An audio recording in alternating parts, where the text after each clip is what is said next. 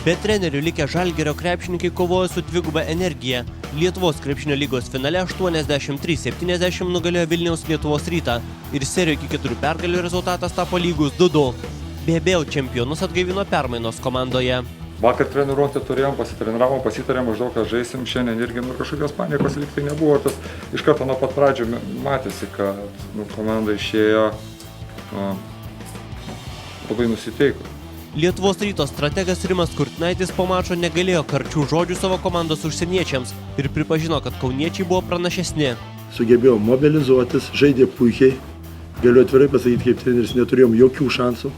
Kažkiek truputėlį kabinomės, bet neturėjom jokių šansų šiandien laimėti. Na ir norėčiau dar kartą pasveikyti žalgiriečius, kadangi jie išlygino seriją ir lauksim jų Vilniuje. Krepšinio specialistas Linas Kvedravičius gyrė Žalgirį ir teigė, kad po permainų trenerių štabiais puikiai kovėsi.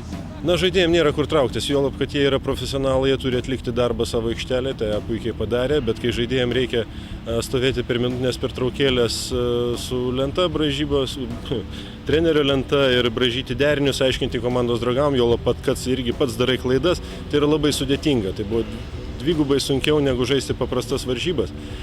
Ir tai komanda sugebėjo tą padaryti labai puikiai ir žaviuosi tais krepšininkais, kurie vakar tai padarė.